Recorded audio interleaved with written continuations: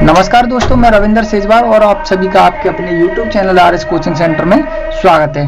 दोस्तों, आज हम आपके लिए रोजाना की तरह क्लास 10th डॉक्टर मनोहर रे के मैथ का चैप्टर 13 का एक वीडियो लेकर उपस्थित हुए हैं। जैसा कि आप सभी जानते हैं कि पिछले वीडियो में दोस्तों हमने आपको चैप्टर 13 का 13 का कौन सा सवाल 21वां सवाल बताया था दोस्तों आपको, और आज इस वीडियो में हम आपको 22वां सवाल बताएंगे। दोस्तों, बोर्ड परीक्षा बहुत ही नज़दीक है। अब आपको जो है आलस बिल्कुल त्याग करके पढ़ाई पे ध्यान देना है। और आप जो है जानते हैं पूरी तरह से कि मैथ का सिलेबस बहुत बड़ा है, तो आपको रिवीजन करना होगा, प्रैक्टिस करनी होगी, तभी आप बोर्ड परीक्षा में अच्छी परसेंटेज ला सकते हैं। दोस्तों, माफ़ी चाहते हैं, आज हमारे यहाँ पर जो है भागवत बैठी है, तो भागवत बैठने के बाद अभी ख़त्म नहीं हुई है वो, तो आज से लगभग 7 दिन तक चलेगी, तो आवाज़ थोड़ी सी सुनाई दे रही होगी दोस्तों आपको, तो उसके लिए क्षमा चाहते हैं। हम एक बंद रूम में बैठे हुए हैं जिससे कि बिल्कुल आवाज़ ना आए, पूरी तरह से लॉक है हम कमरे में। चलिए कोई बात नहीं, अब हम शुरू करते हैं। देखिए दोस्तों, 22वां क्वेश्चन नंबर 22, इसको हम आपके सामने पढ़कर सुनाते हैं। किसी महीने के 15 दिनों में एक नदी घाटी में 10 सेंटीमीटर वर्षा हुई। यदि इस घाटी का क्षेत्रफल 72-80 वर्ग किलोमीटर है, तो दर्शाइए कि कुल वर्षा लगभग 3 नदियों के सामान्य पानी के योग के समतुल्य है, जबकि प्रत्येक नदी 1072 किलोमीटर लंबी, 75 मीटर चौड़ी और 3 मीटर गहरी है। तो दोस्तों, ये सब कुछ दिया हुआ है क्वेश्चन में, हमें ज्ञात करना है। क्या ज्ञात करना है? सबसे पहले हम देखेंगे दोस्तों कि नदी की लंबाई, नदी की माप कितनी दे रहा है। देखिए, नदी की लंबाई दोस्तों, उम्मीद करते हैं कि आपको अब बिल्कुल स्पष्ट दिख रहा होगा, क्योंकि बहुत से बच्चों का कमेंट आता था कि सर वीडियो जो है क्लियर नहीं दिखाई देती। तो कोई बात नहीं है दोस्तों, बिल्कुल आपको अब स्पष्ट दिखाई देगा। हमने आपके लिए बिल्कुल अच्छी सी सुविधा कर ली है, कोई दिक्कत नहीं होगी बिल्कुल क्लियरिटी में। तो नदी की लंबाई जो है वो दी गई है आपको, कितनी दी गई है? 1072 किलोमीटर। ये दोस्तों नदी की लंबाई है। नदी की जो चौड़ाई दी गई है आपको, वो चौड़ाई दोस्तों दी गई है 75 मीटर। तो दोस्तों, सबसे पहली बात आपको यहाँ ये मीटर में दी गई है, तो हम सभी को जो है किलोमीटर में बदल लेंगे।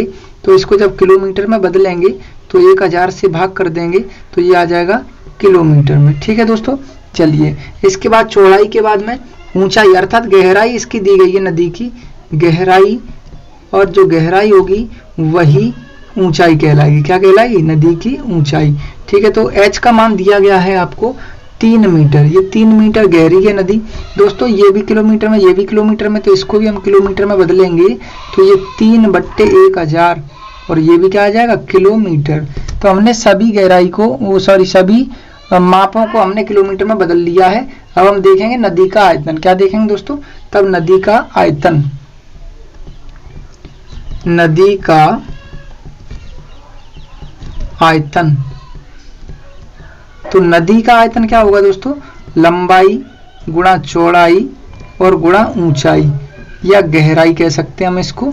तो इनका सभी का आपस में जब हम गुणा करेंगे तो लंबाई आपको दिख रही है 1072, चौड़ाई 75/1000।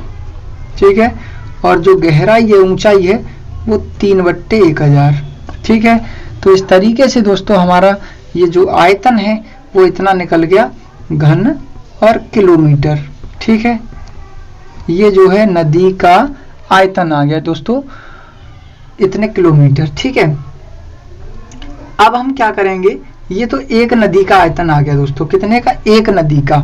ठीक है, अब क्वेश्चन में कह रहा था कि सिद्ध कीजिए कि कुल वर्षा का जो आयतन है, कुल वर्षा का जो पानी है, वो 3 नदियों के सामान्य पानी के योग के बराबर है। 3 नदियों के, तो ये एक नदी का है दोस्तों। 3 नदियों का निकालेंगे, यहाँ देखेंगे 3 नदियों का आयतन, तो 3 का निकालेंगे दोस्तों, तो इसमें 3 का गुणा कर देंगे। क्या कर देंगे? 3 का गुणा कर देंगे, अर्थात 3 और गुणा में 1072 गुणा 75/1000 और गुणा 3/1000। तो इस तरीके से दोस्तों ये आ गया इतने घन और मीटर, ये आ गया तीनों नदियों का आयतन। ठीक है, तो तीनों नदियों का जो आयतन है वो निकल आया इतना। अब दोस्तों देखिए आगे क्या कह रहा है, पहले इसको हम हल कर लेते हैं थोड़ा सा। तो जब हम इसको हल करेंगे तो ध्यान दीजिए दोस्तों, यहाँ पे देखिए 3 तो चल ही रहा है, चलिए 3 ये लिखा है 1072 इंटू 3 का गुणा करेंगे 75 में, तो 3 5 15 की 5 हासिल 1, 3 7 21 और 2 22 यानी 225 और बट्टे में कितना आ जाएगा दोस्तों, देखिए ये 1 पे 3 जीरो हैं और 3 जीरो उधर हैं तो 6 जीरो आ जाएंगे। कितने आ जाएंगे, 6 जीरो। ठीक है, और हल करेंगे तो देखिए दोस्तों, और जब हल करेंगे तो क्या हो जाएगा कि हम जब 225 का गुणा 1072 में करेंगे तो कितना आ जाएगा वो चीज़ आप समझ लीजिए। 200 इसका करेंगे 225 का 1072 में तो आ जाएगा 24 12 और 00। कितना आ जाएगा 24 12 00 और बट्टे में कितना लिखा है, ये कितने जीरो हैं, 6 जीरो, 3 और 3 6। ठीक है, इसके बाद दोस्तों देखिए आप यहाँ ये थोड़ा सा स्क्रीन फ्लैश कर रहा है, चलिए कोई बात नहीं, 2 जीरो से ये 2 जीरो कट जाएगा। ठीक है, और बढ़ेंगे आगे दोस्तों, तो देखिए जब हम इसका आपस में जो है गुणा करेंगे तो देखिए 3 दूनी 6 और 3 एकन 3, 3 चौके 12 की 2 हासिल 1, 3 दूनी 6 और 1 7 और बट्टे में दोस्तों कितने बचे जीरो, 4। कितना बचा, 4 जीरो। अब देखिए दोस्तों, जब 4 जीरो का भाग देंगे इसमें, ये 10,000 का भाग देंगे तो 1 2 3 4 अंक बाद दशमलव लग जाएगा, अर्थात 0.7236। तो इतने घन किलोमीटर जो है आपका, इतने घन किलोमीटर ये पूरा तीनों नदियों का आयतन आ जाएगा दोस्तों। क्या आ जाएगा, तीनों नदियों का आयतन। ठीक है, 0.7236।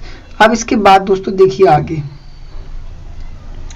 अब आगे हम देखेंगे, आगे कह रहा है प्रश्न में कि दर्शाइए कि कुल वर्षा तीनों नदियों के सामान्य पानी के योग के बराबर है। तो तीनों नदियों का पानी ये रहा, कुल वर्षा। अब देखेंगे दोस्तों वर्षा कितनी हो रही थी, वर्षा जो कितनी हो रही थी, वर्षा की माप दी गई थी यहाँ, वर्षा की माप या वर्षा की ऊंचाई दी गई थी, वर्षा की माप या ऊंचाई।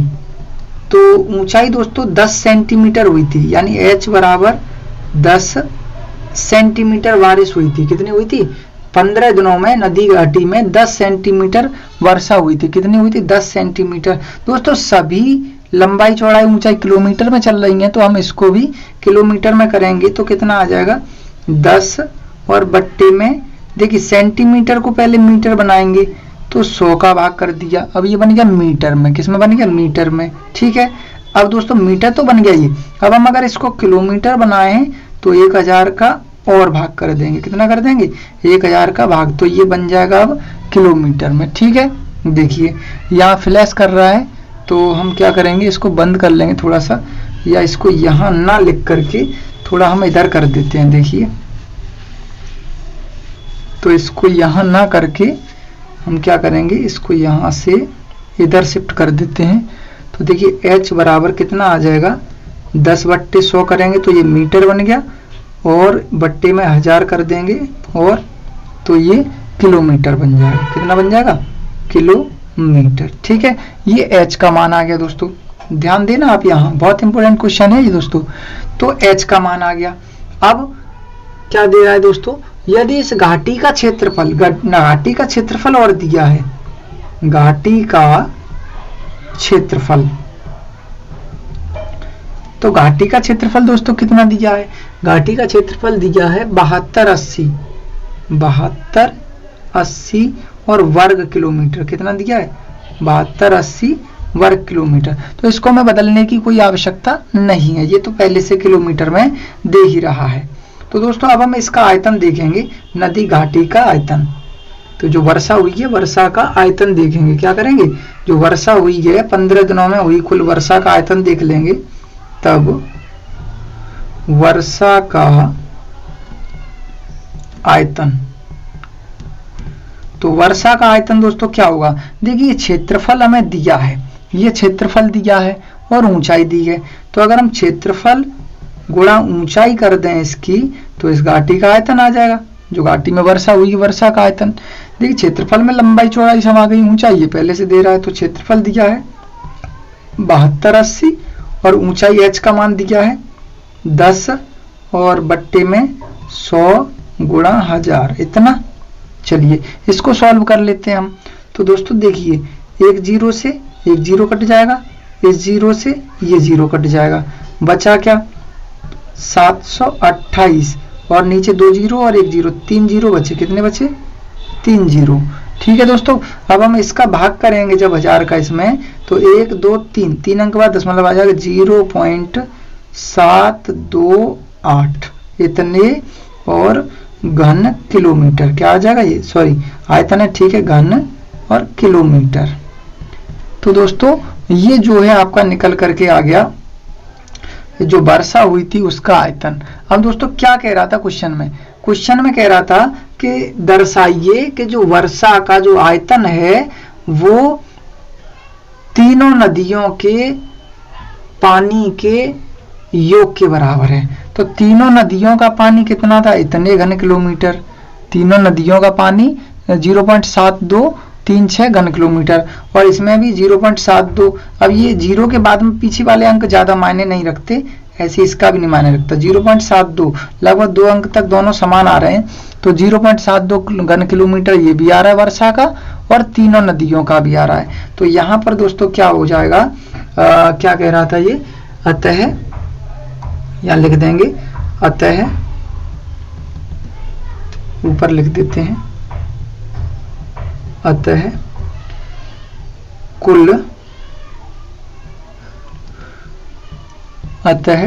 कुल वर्षा तीनों नदियों के पानी के, तीनों नदियों के पानी के योग के समतुल्य है। तीनों नदियों के पानी के योग के समतुल्य है। तो दोस्तों यहाँ पर आपकी जो प्रश्नावली 13 चैप्टर 13 का 13 ही था वो पूर्ण रूप से यहाँ पर फिनिश हो गया है। अब दोस्तों इसके बाद हम कोई नया चैप्टर स्टार्ट करेंगे। तो उम्मीद करते हैं दोस्तों आप इस क्वेश्चन को भली भांति समझ गए होंगे। बहुत ही अच्छा क्वेश्चन है और इम्पोर्टेंट क्वेश्चन है, और इससे पीछे जो हमने 21 और 20 जो क्वेश्चन बताए थे चैप्टर 13 ई के, वो भी बहुत इंपॉर्टेंट है, बोर्ड परीक्षा की दृष्टि से मोस्ट इंपोर्टेंट क्वेश्चन है। और दोस्तों हमने कुछ इसमें जो है और बताए थे क्वेश्चन जो त्रिभुज वाले थे, जिनमें समरूप त्रिभुजों की शर्तें लगी थी कि समरूप त्रिभुजों के क्षेत्रफलों का अनुपात, समरूप त्रिभुज की जो संगत भुजाएं होती हैं उनके अनुपात आपस में बराबर होते हैं। तो वो वाले क्वेश्चन दोस्तों आपको और देखने होंगे शंकु वाले, क्योंकि वो इस साल बोर्ड परीक्षा में आ सकते हैं। तो दोस्तों अगर आपको हमारा ये वीडियो पसंद आया हो तो हमारे वीडियो को ज़्यादा से ज़्यादा लाइक करें, साथ ही अपने दोस्तों के साथ शेयर करें, और अगर आप हमारे चैनल पर अभी तक नए हैं तो पहले आप हमारे चैनल को सब्सक्राइब करने के बाद उसका बेल आइकन का बटन भी प्रेस कर लें, जिससे अगर हम अपने चैनल पर कोई वीडियो अपलोड करते हैं तो उसका नोटिफिकेशन आपको जल्द ही मिल सके। तो दोस्तों आज के लिए बस इतना ही। अब हम नेक्स्ट वीडियो में फिर आपके सामने उपस्थित होंगे। तब तक के लिए नमस्कार, जय हिंद, जय भारत।